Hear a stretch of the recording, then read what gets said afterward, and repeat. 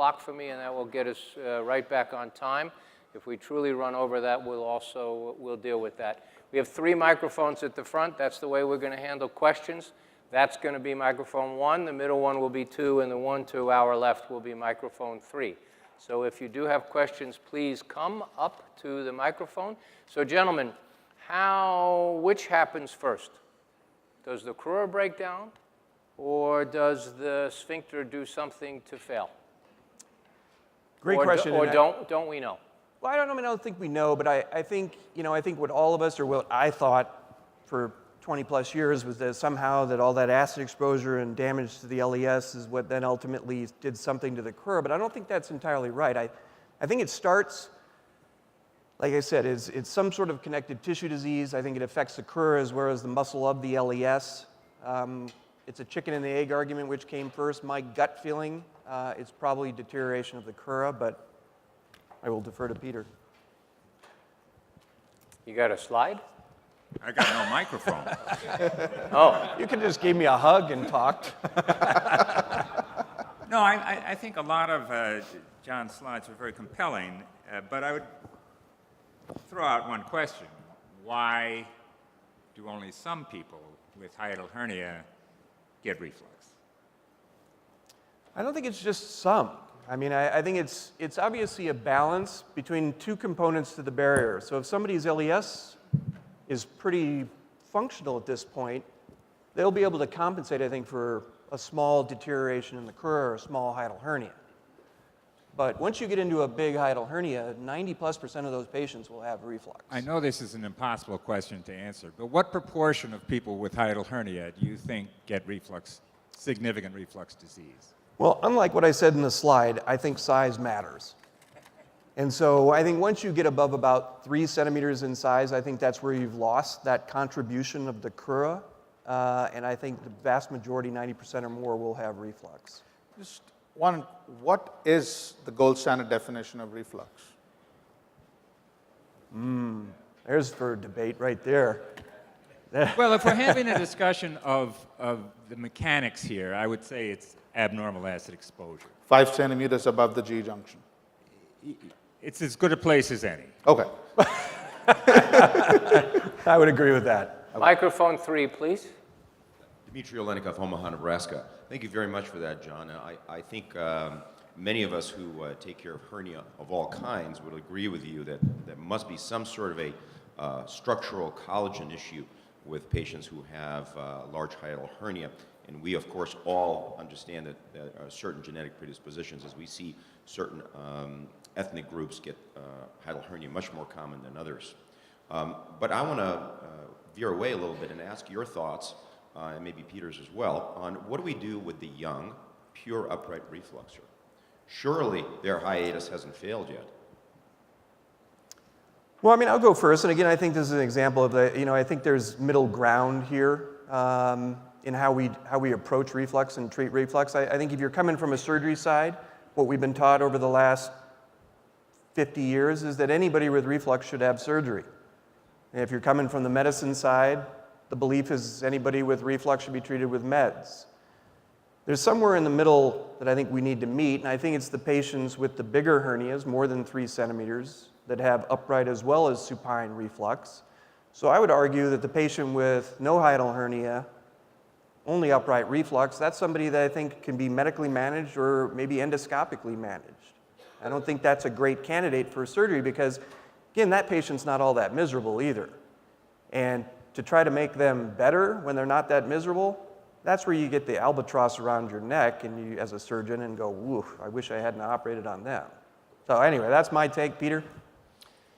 Your first stab at these patients is always going to be medical management because if it works, it's great. You titrate the therapy to the severity of the symptoms, and 95 times out of 100, you're going to end up with a satisfied patient. Mic 2. Microphone 2, Dr. Fleischer. David Fleischer, Mayo Clinic in Arizona.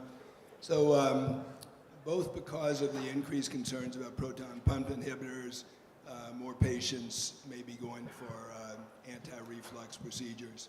And I work with several great surgeons, and As you pointed out, when the patient has recurrence of symptoms, it's almost always because there's a recurrence of the hernia.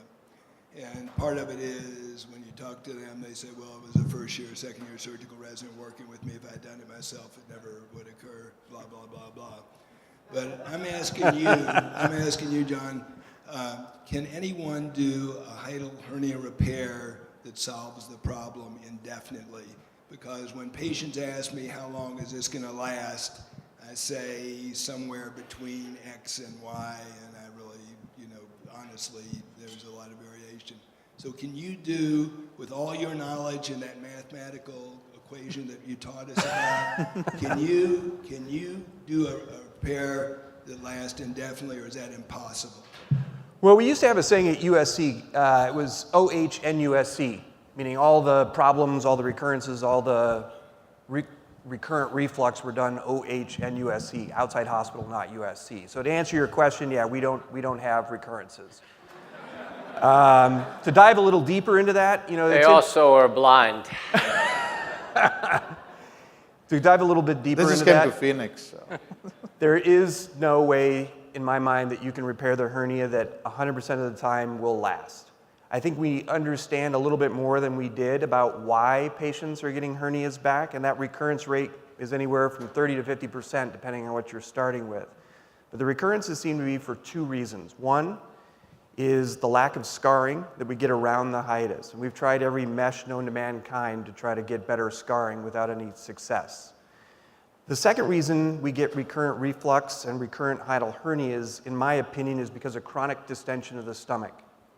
Especially when we're doing a Nissen fundoplication with those patients not able to belch or to vomit.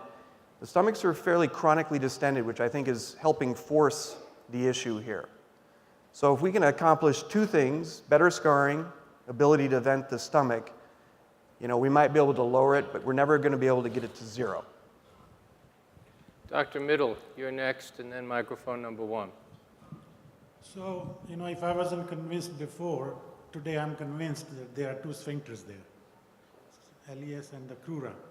So that cat experiment that you showed, we did 30 years ago.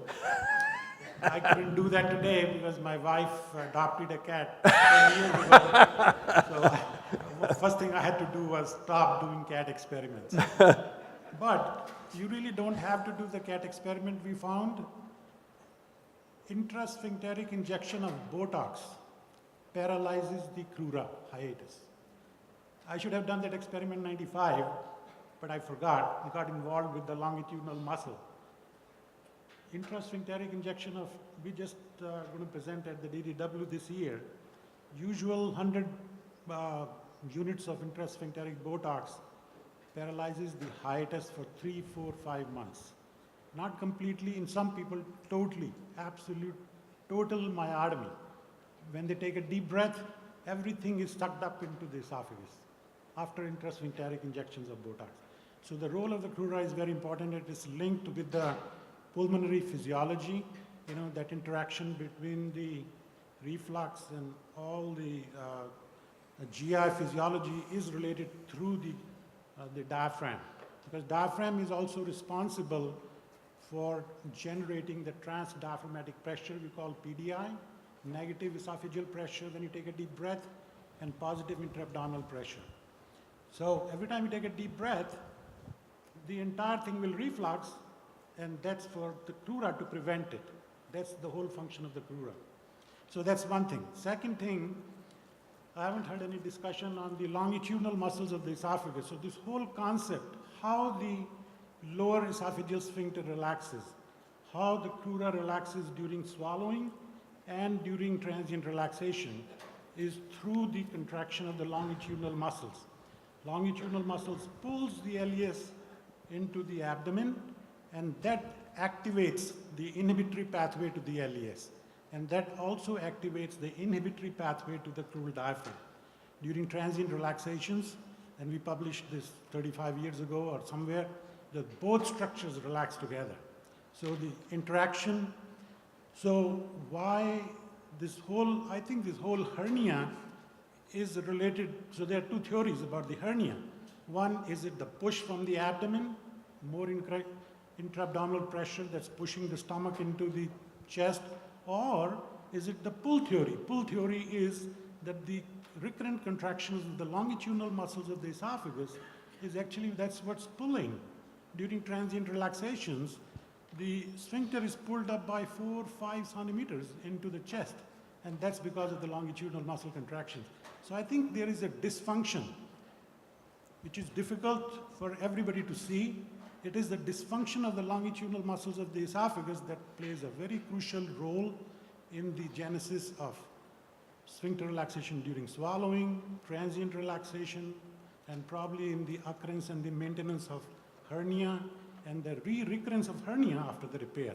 And I think that's a subject that needs to be tested and investigated more. Thank you. Well, Robbie, I would comments? agree, and I actually feel like we're dating because I quote all your publications every time I speak. But you know, it's a much more complicated area than I think I ever thought or knew. And so I agree. I think the longitudinal muscle is probably involved also. I firmly believe that there is a genetic degradation of the tissue of that area, the hiatus, beyond the longitudinal LES that plays a factor in here. John, there is some good literature in the ventral hernia that the collagen 1-to-3 ratio is deranged in people with recurrent hernia compared to those who have a primary hernia. The other interesting so thing, and maybe I'm old enough that when we first started doing Nissens, they were predominantly open, laparotomies to do your Nissen fundoplication. And I will tell you that the incisional hernia rate in the patients that were getting Nissen were more than 40%, which if you do a laparotomy right now on Peter, which we're not probably going to do, his chances of having a recurrent incisional hernia would be in the neighborhood of about 15, 20% at most. So there's definitely some tissue issue going on here. The other question, go ahead. number one, I wanted to ask a question. Mic number one, sorry. Tanuja Damani from NYU Langone. Very interesting talks. Thank you for that. This is a question for Dr. Lippam. With your insights into this defective crura playing a role in the GERD and the crural contribution to the reflex barrier, just wondering why early link surgeons, including yourself, were proponents of minimal hiatal dissection and just putting the links with the insights that you already had about the crural contributions. Dr. D, are you here? Don't get him started. No, get him started. Is he in the back? Get him started. Tom, did you hear the question? Okay. I'm going to defer to my boss at the time. Can we get a question from microphone 2 Yeah. while we wait for Tom to get involved? Go ahead. Michael Bryant, Washington University, St. Louis. Congratulations on a great session to start this meeting. Question is in regard to the right cruise, which you made the point, it's weaker, we all see that. It's the weak link in the crural closure and repair. Why do you think that's the case? Is it because it contributes some fibers anatomically to the left, or is there something different about that relationship? But that's certainly in my experience, especially with bigger hernias, that the left cruise is almost always pretty strong and robust, but it's that right side. Why do you think that is? Yeah, I agree. You know, to me, obviously, it all dates back to something genetic, and why that is, I don't really have any good insights into, but it is a consistent finding, like you said. The left crura tends to look okay, but that right crura is falling apart. But to correct you anatomically, it's the two limbs of the right crura that encircle the esophagus. Correct. The anatomical left crura is around the aorta, and it is much posterior. I think that contributes to the left pillar of the right crura. I think there That's just why must be maybe it looks something stronger. genetically different about the formation of that right crura, embryologically, I think. I don't know, but it's consistent. The other thing is that I've noticed, at least in some procedures, that people who don't have a big hernia and undergoing a reflux operation, that their crura is more of at an angle going, towards the left side slanting upwards compared to the people who have reflux. The left crura is lower. So I don't know whether that's contributed or just my figment of imagination. Could be. What do you want Dr. Demeester to Oh, yeah. comment on? Dr. Diaz, you going to chime in? The question was why we kept it to a minimal dissection in the early link states. Well, the goal here in the early problem of reflux is to just help the sphincter. I think if you have a hiatal hernia, which usually is later in the disease, it gives the sphincter a mechanical advantage if it's not there, and a disadvantage if you have it. I mean, I think you've gone deeper than you need to go to explain this problem. Truly, a hernia improves, a loss of a hernia or a repair of a hernia improves the mechanical advantage of the repair, and that's about it. But the idea is to get there before a hernia. That's where I want to go with the links. The links was sort of designed that way. Go where the Nissen can't go. For early disease, very early disease, like microscopic intestinal metaplasia at the GE junction. Those are where we got to go and stop this process.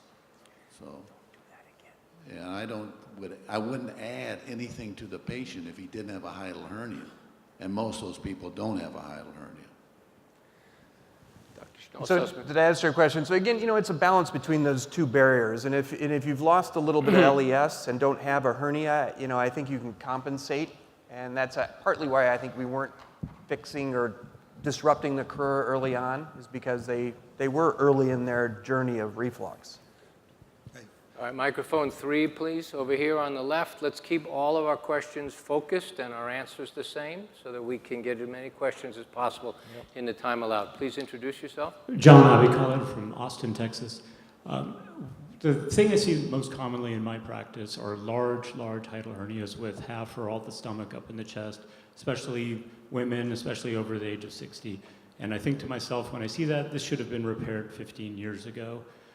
So once a hiatal hernia is diagnosed, should we more aggressively follow that hiatal hernia and determine sooner when that should be repaired? And if we're following it, how should we follow it? Peter, you want to attack it? Yeah. Not every hiatal hernia needs to be repaired. I mean, I kind of hinted at this, and I said, why only some people with reflux disease, with hernias, get reflux? And I don't agree with the 90% at all. I mean, you'd have to do some sort of cross-sectional study to really get at this, but there's clearly a large population of people who have a substantial hiatal hernia who are not having a problem with reflux. So, I wouldn't go operating on, you'd be operating on them the second time if you'd done it 10 years ago. I would just add to that I agree, and I think your basis on whether to fix that hernia or not goes off quality of life. Whether they're symptomatically controlled on meds, if they're on meds, and if they're totally asymptomatic off meds, then I wouldn't touch them with a 10-foot pole. Again, it's hard to make somebody better when they're already good. Same microphone 3 again, please. Yeah, this is, I kind of agree with John, of course, on the contribution of the Crura, but, I would like him, and maybe Peter Carreras too, by the way, Namir Ketkura from Los Angeles, sorry. The original Toupet fundoplication was described by André Toupet without the closure of the Crura. He just buttressed the orifice with the back wall of the stomach. And he had, in his small series, good results on control of reflux. So the question is, what about, John, this is for you. What do you think of this original Toupet fundoplication without closure of the Crura, and yet he achieved good results on his small series? That's a great question. And, Nissen was done the same way. Nissen was described as doing his gastroplication without any sort of crural repair. And again, the results were good, mainly because these patients really didn't have much in the way of a hiatal hernia. They were very small hernias. They're very early in their journey about reflux. I will tell you from our LINKS experience, the patients where we didn't fix the tiny little non-existent hernias, about 20% of them over a 5-year period herniated and got recurrent reflux back. And so that led to the idea of maybe even these small little hernias, we need to be fixing the Crura. Right now they're good, but 5 years from now, at least 20% of them in this published series on LINKS had recurrent reflux because of recurrent or progression of hiatal hernia. Microphone 2. Daryl Marks from Monroe, Louisiana. It's been interesting. Thank you again for your presentations and the discrepancies in who to fix, when to fix, and how to fix. But my question is this. Do you think that the data on the lower esophageal sphincter and esophagus has changed over time because the disease has changed over time with our physiology, with our use of medications and augmentation of the physiology in that area over time, which is why we're seeing so much more reflux and reflux symptoms and large hiatal hernias now compared to maybe earlier? Or do you think that our abilities to change that area have prompted us to do more earlier? You know, that's actually a fascinating question as to why all of a sudden are we dealing with all these people who are refractory to proton pump inhibitors.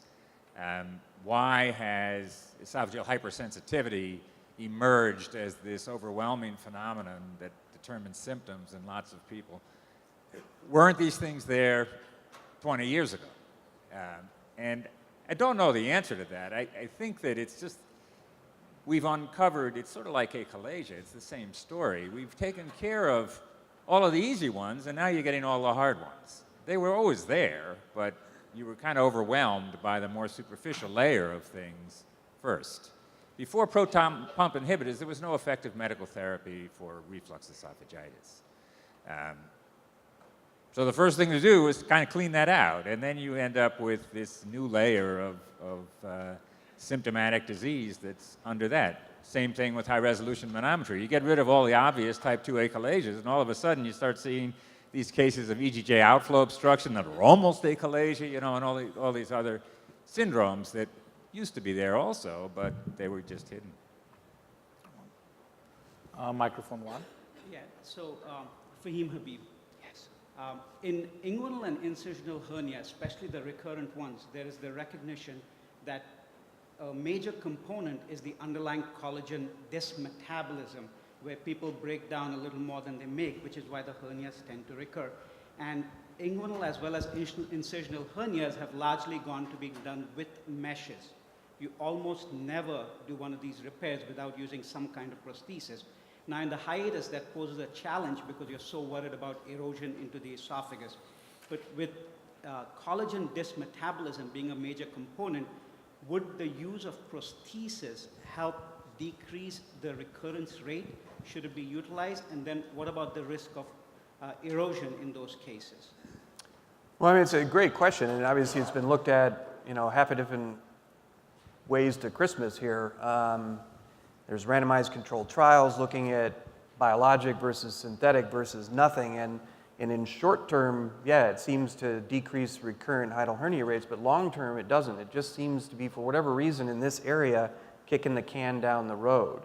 Now, maybe it's we don't have the right material of mesh or not getting the reaction that we need. It's unclear to me, but so far long-term studies really haven't shown ability to decrease that recurrent hernia rate, which is ginormous. That's the Achilles heel of all this. Well, the other thing is you're trying to repair a hole, but you have to leave a hole, right? Yeah.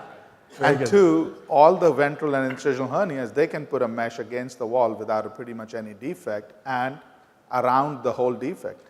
In the diaphragmatic hernias, the right crura is so short that you don't have a big overlap. You can overlap 20 centimeters on the left side, but anteriorly you don't overlap much.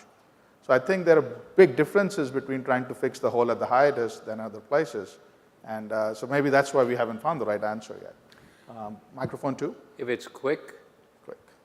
Sharon's always question, quick. Yes. Focused answers. Hi, I'm Sharon Schrager from Sacramento.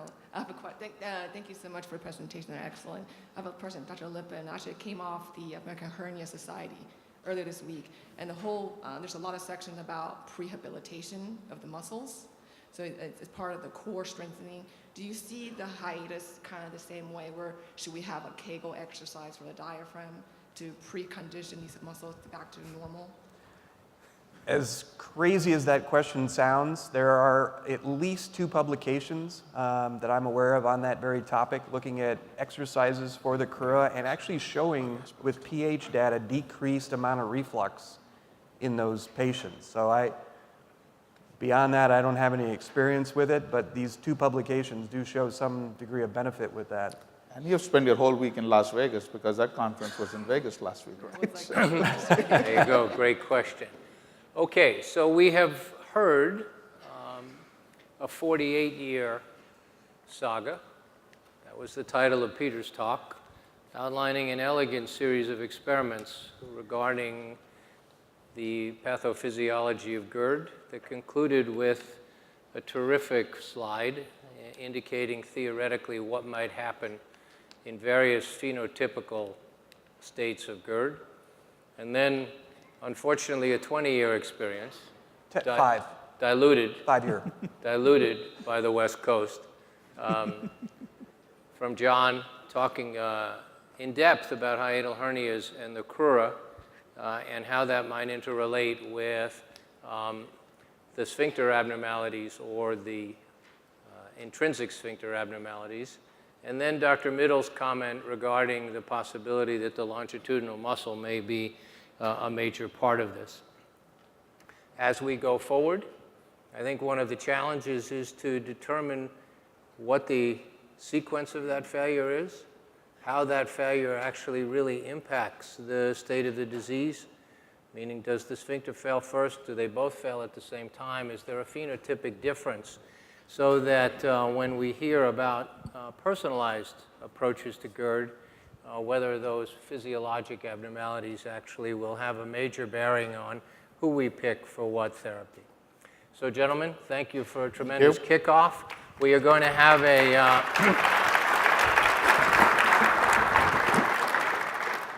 25-minute break. There are